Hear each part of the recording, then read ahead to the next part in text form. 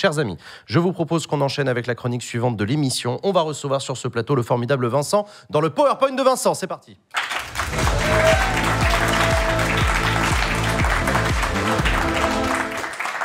Vous allez bien? Ça va et toi, Vincent? Très bien. Alors, la semaine dernière, je dis que j'étais épuisé.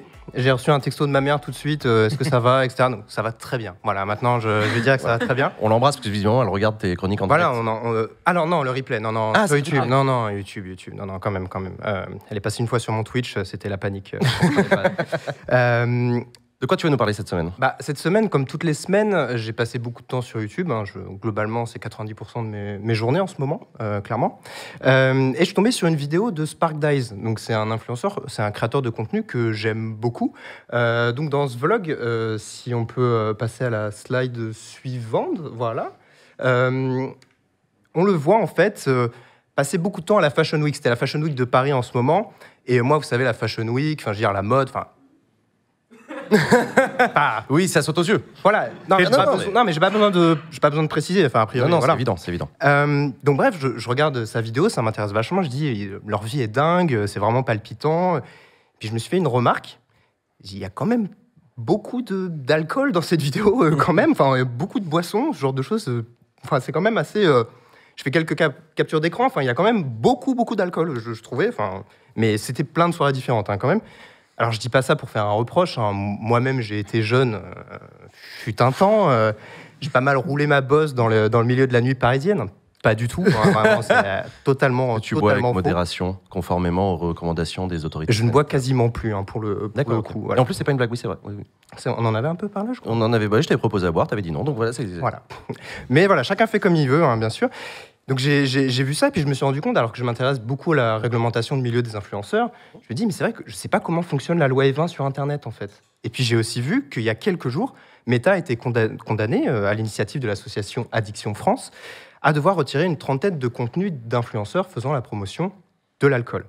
Donc ça m'a donné envie de creuser le sujet et donc aujourd'hui j'ai envie de parler, de la loi E20, réseaux sociaux, une loi en 20. Voilà, je me suis dit... Pas mal. Oh, elle est bonne, elle est bonne. Travaillerais pas chez Libé, toi? Peut-être. Donc voilà, alors normalement, il y a une bouteille, là, c'est une bouteille qui était en 3D, normalement. Sur PowerPoint, on peut faire de la 3D. Normalement, elle est censée tourner sur elle-même. Mais là, ça marche pas avec la technique. Je suis désolé. Enfin, vraiment, pardon, mais voilà. Normalement, il y avait de la 3D. On voulait pas te priver des J. Ouais, je sais. Mais en tout cas, le jeu de mots, c'est mon pic de productivité de la semaine. J'en suis vraiment fier, ça vous donne vraiment une bonne idée. Donc la loi E20, je vais passer à la slide suivante. La loi E20 date de 91, mais pourtant, elle s'applique quand même sur Internet. Et j'ai repris un visuel d'Addiction France qui explique un petit peu que la pub d'un influenceur pour de l'alcool, ça doit être non intrusif, donc pas entre deux stories Instagram, par exemple. Tu peux rappeler la loi E20 Parce qu'on est sur la chaîne de Jean Massier, là, on est chiant, on rappelle. Non, mais la loi E20, c'est sur la réglementation, notamment de la publicité pour l'alcool. Enfin, il y a tout un tas de choses. C'est quand même un pilier, j'ai l'impression, maintenant, de la loi française et de la prévention. C'est une loi de santé. Donc la pub doit rester objective, elle doit être bien signalée, elle doit mentionner le fameux message « l'abus d'alcool est dangereux pour la santé, à consommer avec modération ». Il ne faut pas que ça soit associé surtout à une image positive de la consommation, comme la fête, par exemple. Donc c'est plutôt clair, et pourtant, dans les faits, c'est quand même encore le Far West sur Internet. Donc j'ai pu contacter Myriam Savy, qui est d'Addiction France. Elle m'a dit des choses quand même elle était assez inquiète. Elle m'a dit qu'il y a énormément de choses à surveiller, que les influenceurs aujourd'hui se donnent beaucoup de liberté en story parce que c'est des trucs éphémères et c'est difficile de constater ça avec un huissier. Et il y a beaucoup de stratégies de contournement. Et puis, des fois, on voit des influenceurs, quand ils les contactent, ils répondent copier-coller les mêmes messages de réponse à Addiction France. Donc, selon elle, ils sont quand même pas mal conseillés par les marques d'alcool et qui, en plus, elles-mêmes ne risquent pas légalement de conséquences judiciaires. C'est les influenceurs qui risquent d'éventuelles poursuites. Donc ça, c'est un vrai sujet. Et pour mieux illustrer le problème, il fallait que je vous présente deux influenceurs très, très particuliers. La chaîne Cocombogo.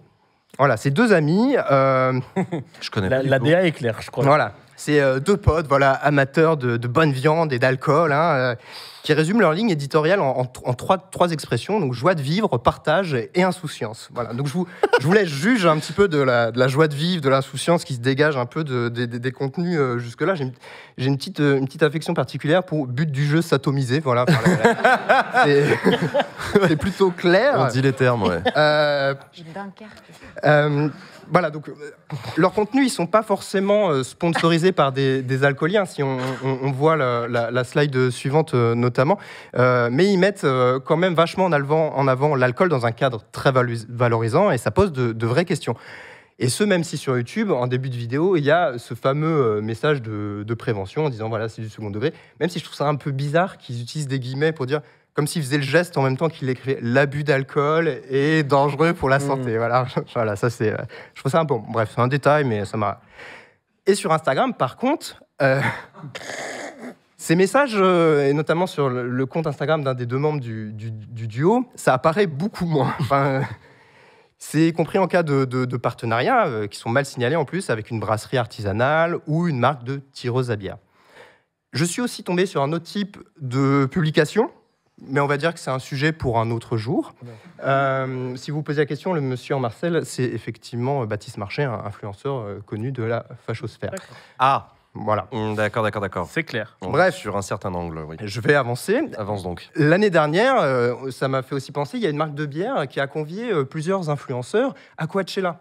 Donc, on a vu ces influenceurs tenir la dite bière dans des stories Instagram, dans un cadre donc valorisant et fun, et mettre le petit hâte de la marque, forcément. Donc, c'est une forme de promotion de la marque, même s'ils ne sont pas rémunérés.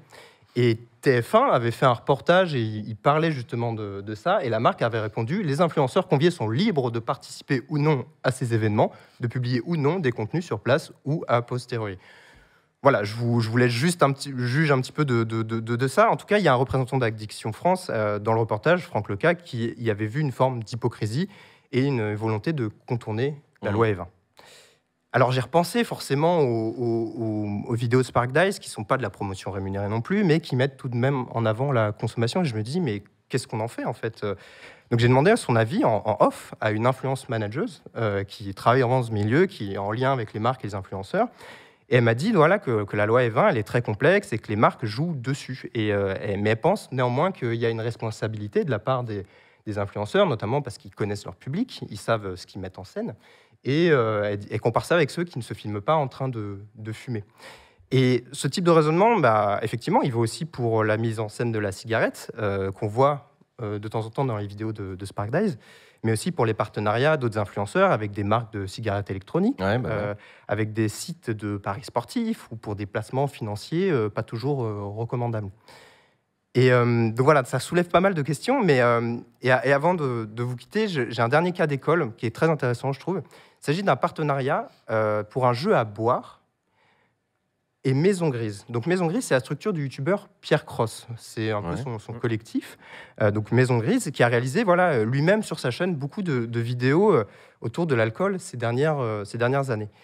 Et si le partenariat est signalé, c'est vrai qu'on ne voit pas vraiment d'invitation à consommer avec modération, comme c'est le cas pourtant dans d'autres vidéos qui impliquent de l'alcool.